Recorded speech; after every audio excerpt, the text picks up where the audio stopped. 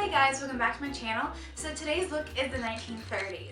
The 1930s, when I think of the 30s, I think of Annie. So yeah, that's definitely what I think of when I think of the 30s.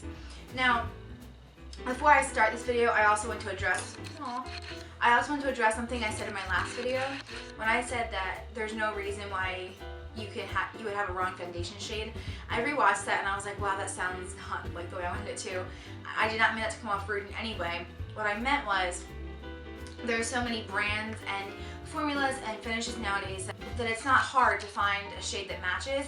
And I understand that foundation oxidizes on your skin. Some foundations do that. So I recommend trying them on your hand first and wearing them throughout the day. And if they oxidize on your hand, they're going to oxidize on your face. And what that means is the foundation becomes darker as you wear it. So as you wear your foundation, it will become darker if it oxidizes. So if that happens, just buy a shade or two lighter and that will fix that problem. And I just want to address that issue before I get into the video. So into the 1930s.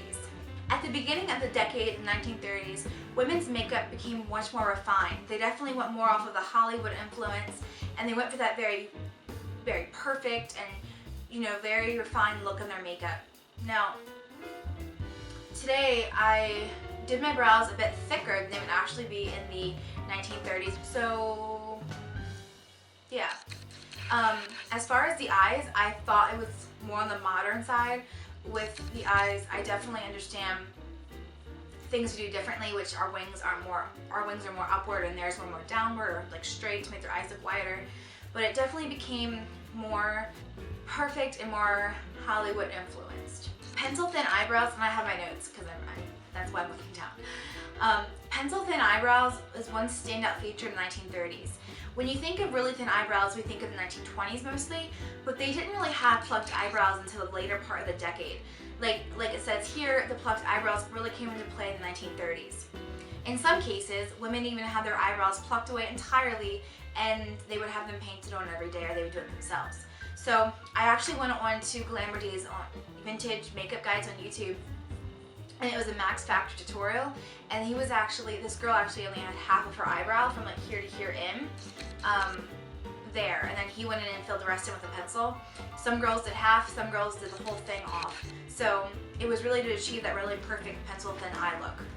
So some really famous movie stars in the 1920s on the women's side would be Myrna Loy, Greta Garbo, Mae West, Jean Harlow, Constance Bennett, and of course Carole Lombard.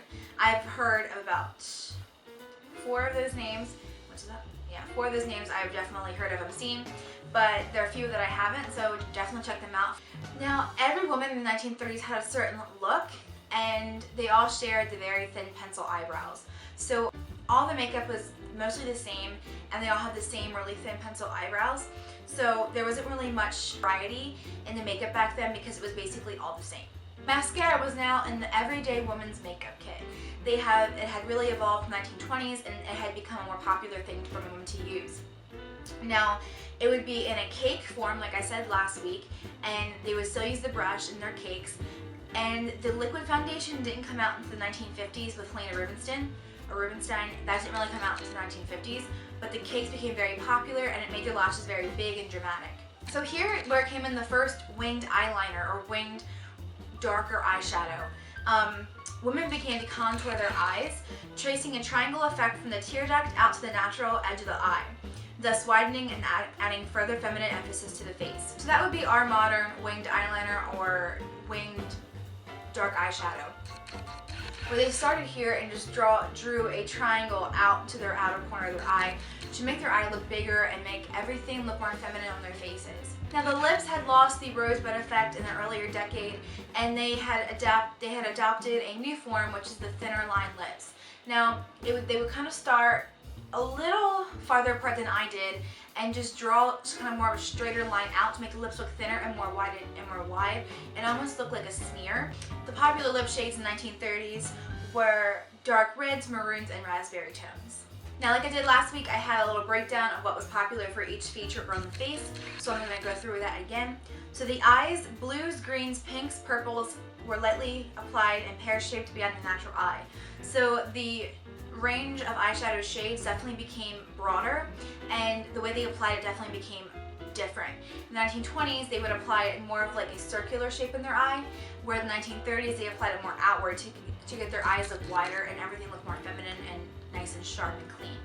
Eyebrows plucked out of existence and redrawn in pencil lines, arched more upward. So 1920s again, they were not arched at all, they were more put down. 1930s, they were more of a slighter arch toward the top of toward like right here, it was where your arch is, and they were drawn down after that, after the arch. Lips, the Cupid's bow was replaced by thinner horizontal lines with upper lips enlarged by and fuller. Popular colors were raspberry, reds, and maroons. Lashes. Mascara lifted to the lower lashes, only which lifted eyes out. So before, wearing mascara on the bottom lashes wasn't very popular and it wasn't done that often. But in the 1930s, wearing mascara on the bottom lashes became very popular and it really made their eyes look bigger and stand out more. Rouge. The triangle was a new look and contouring faces was in vogue. So kind of the triangle look we kind of do today, which is more angular, I did that today and it just became a more flattering look for the faces rather than doing the circular motions like they did in the 20s. The overall look for a 1930s face was a pinkish hue, but the tan look definitely came around and foundations for skin helped give that sun-kissed look of California that modern people really are seeking after right now. The skin was very pink and very pale, but toward the later part of the decade, it started to get that tan look once again.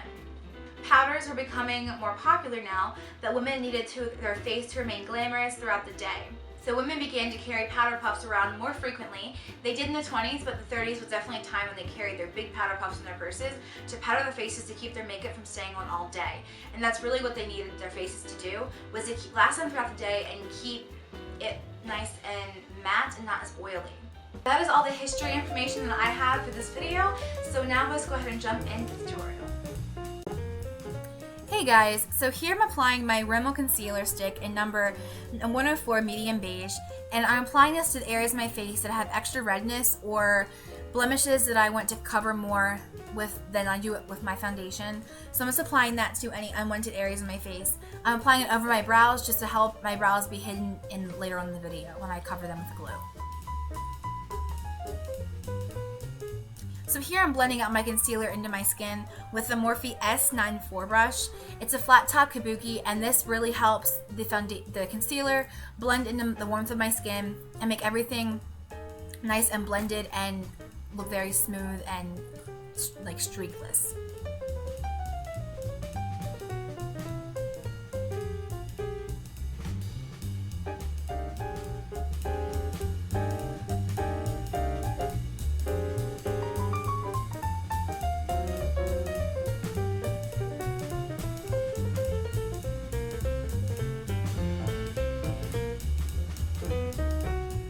Just blend everything out until it looks perfect and the concealer is completely soaked into your skin. So here I'm applying my Kat Von D foundation number 48 with the Morphe S3 brush, which is a foundation brush, and I'm applying that with this brush so the coverage is stronger, and then I'll go back and blend it out with a bigger, less dense brush here in a second.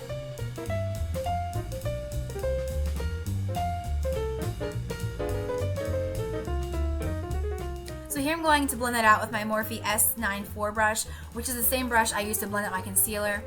And when I use this brush with this foundation, it really helps it sink into my skin and create a really flawless airbrush effect that I really wanted to go for, to mimic that Hollywood 1930s star look that I was really trying to get this look to look like.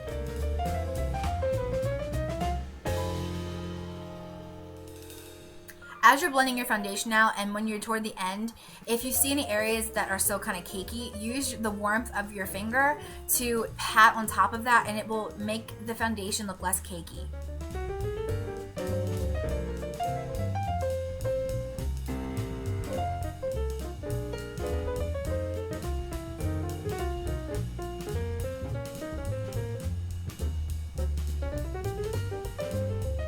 So here I'm applying my e.l.f. foundation quad in medium dark, and I'm using one of the dark shades in that with my Morphe S3 brush, and I'm adding some definition to my cheekbones because contouring was popular and was in vogue. I wanted to contour a little bit but not too crazy. So contour just a small amount just to give your cheekbones some shape. And I'm blending out that very light contour with my Real Techniques Beauty Blender.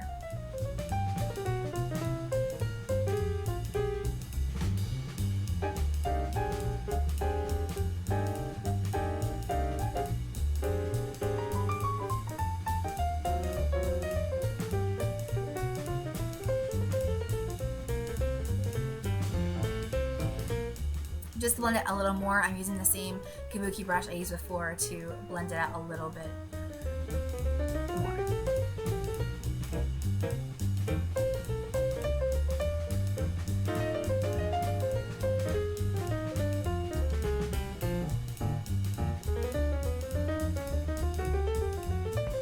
So now I'm taking my Morphe M462 brush and I'm setting everything with my Maybelline Fit Me powder in 220. I'm setting everything under my forehead. I'm keeping my forehead open because I'm going to be covering my eyebrows with glue. So here I'm taking my middle spatula, which is actually not a cosmetic spatula, but anything works.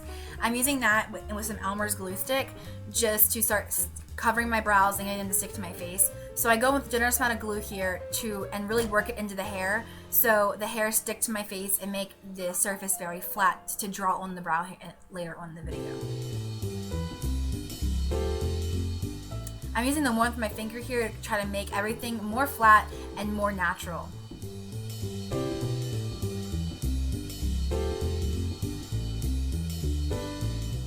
Now I'm going in with some really thick concealer and foundation mixed, and I'm covering that to cover the white of the glue, and this will be a process that we will keep on doing to get until our brows are completely covered. Now I'm applying a generous amount of powder with my Givenchy Powder Puff, and just to set the foundation and glue, and then we will go over it with the same exact process over and over until our brows are covered.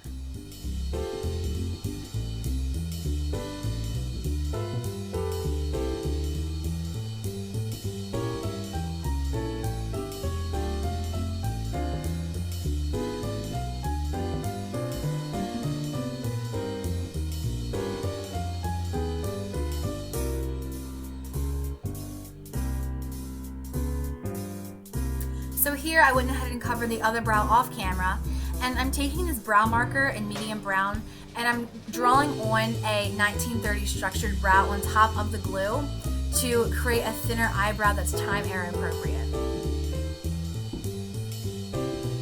I would recommend using a brow marker or something very felt tipped and hard to do this first step.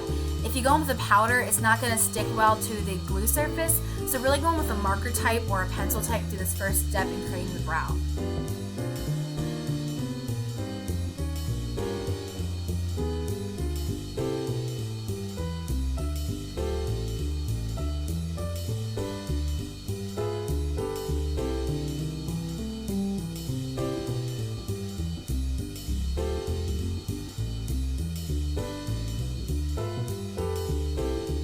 To darken the brow here, I'm using my Maybelline brown eyeliner just to make the brow a little bit darker. It was looking too gray for the way I wanted it to look. So I'm just going through here to make it a little bolder and make the arch more prominent.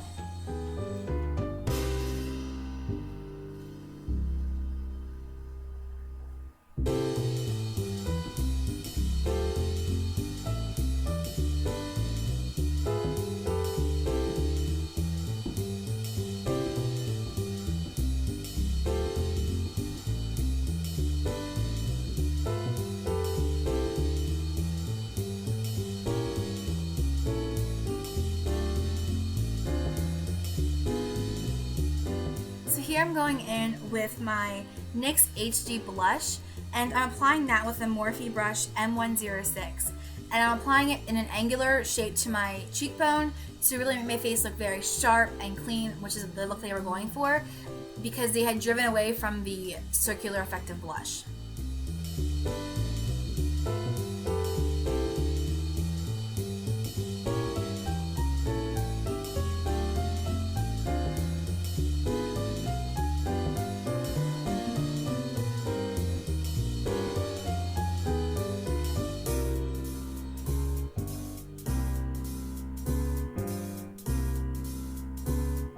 Now I'm using my Morphe S4 brush to apply the MAC Paint Pot and Soft Ochre to my lid, and I carry this up to my fake eyebrow just to make the eyelid look bigger and to make the glue less noticeable.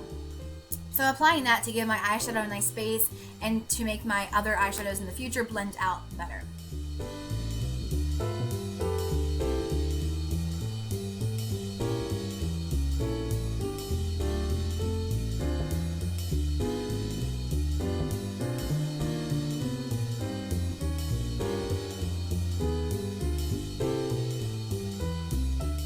To set my paint pot, I'm using the Kat Von D Monarch palette shade in Tiny Death, and I'm applying that with a Morphe M209 brush, and I'm using a generous amount of powder here to really set that and make the glue less noticeable, as well as making the shadows for later more blendable.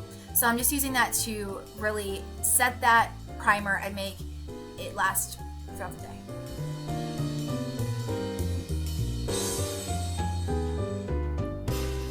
Now I'm using my Morphe M200 brush with my Bare Minerals ID Loose Shadow and the color Glee, and I'm applying that to my crease and outward toward my eyebrow and the pear shape to recreate that pear-shaped eyeshadow effect they went for, and to bring it out to the tail of my brow. So I just keep building up that color pigment until it's the intensity I want it to be, which isn't very strong, and I just keep using that on the same brush and doing different techniques to get the colors in areas that I want them to go.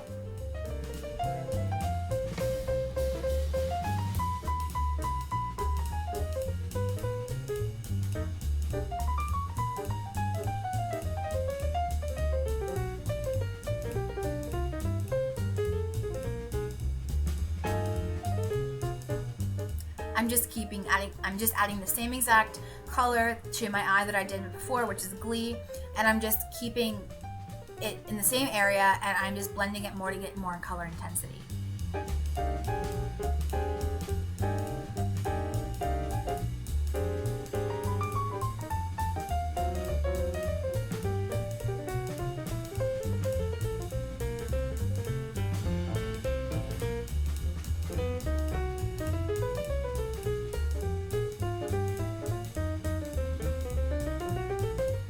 Now I'm using the Too Faced Natural Eyes palette shade in Nudie, and I'm using that with a Morphe M431 brush, and I'm applying that into my crease. Now I'm going with my Kat Von D shade in Tiny Death once again with a Morphe M209 brush, and I'm applying that to my lid to make the lid very cut crease. Now here I'm using my Maybelline Graphic Liner in black to create a very long wing to my eye to really make my eyes look bigger and wider.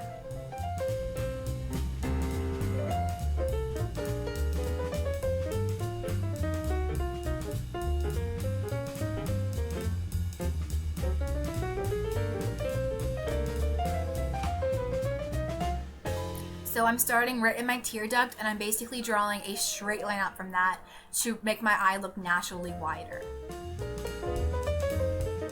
by extending the tear duct.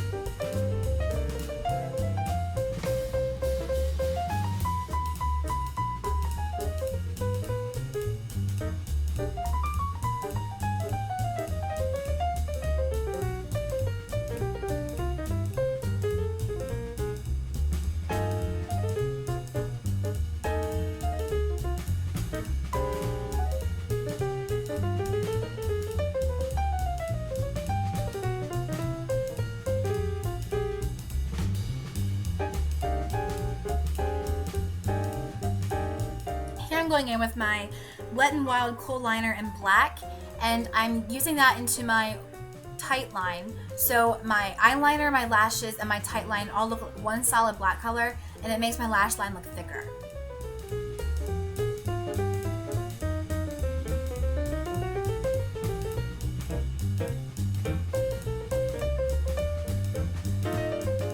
And the best way to apply this is to look away from the stick. So if you're doing your inner tear duct, look towards your outer eye, and if you're doing your outer eye, look towards your inner tear duct. If that made any sense. So now I'm applying the Rimmel liner in Nude, and I'm applying that to my waterline to make my eyes look bigger and to really make it look more awake and alive.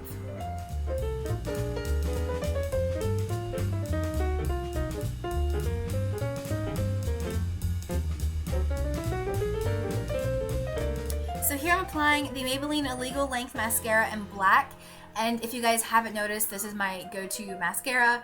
It's amazing and I totally recommend it. It just adds so much volume and length to your lashes, and it's just great. So yeah.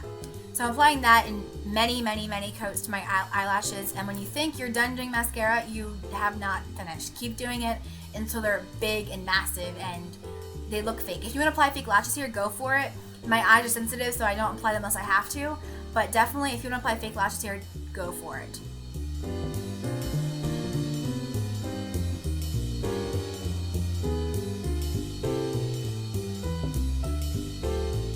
Now really concentrate on making your lower lashes look very big and thick, because that's the movement of the era. They want their lower lashes to be very noticeable and very prominent.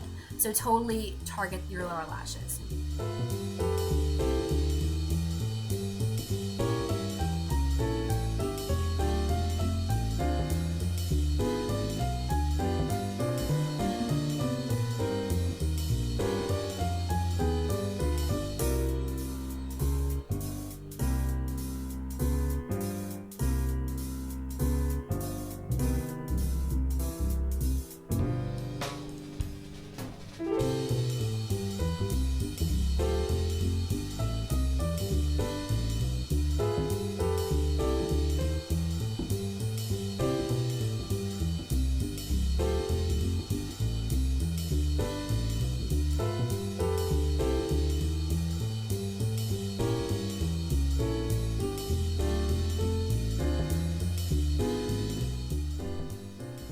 So here I'm applying the Revlon lipstick in Black Cherry with a Prescriptives Eye Definer brush, and I'm making my Cupid's bow look very wide and almost in a smear.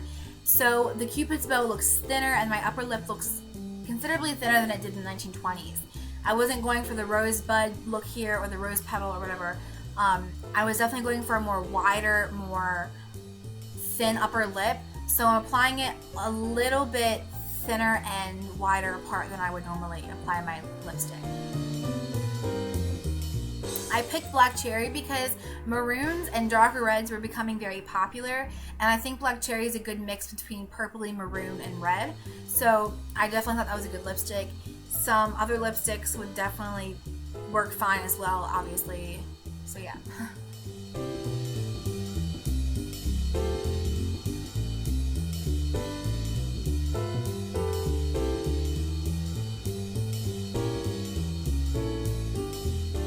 Shaping the lips here could be a little tricky, so if you mess up, go with a makeup wipe or some face cleanser on a Q-tip and just clean that up. So here I'm going in with the same brush and I'm filling in my lips to give that full effect to the color intensity that I want it to be.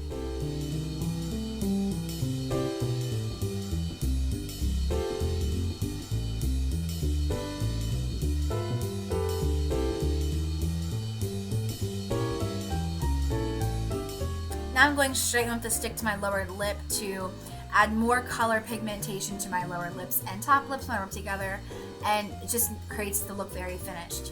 I'm just cleaning up some stuff in Beauty Blender and we are done. Thanks for watching, everyone. I hope you enjoyed this tutorial and you got something out of it as the history of the makeup part of it, and I will see you guys next time in 19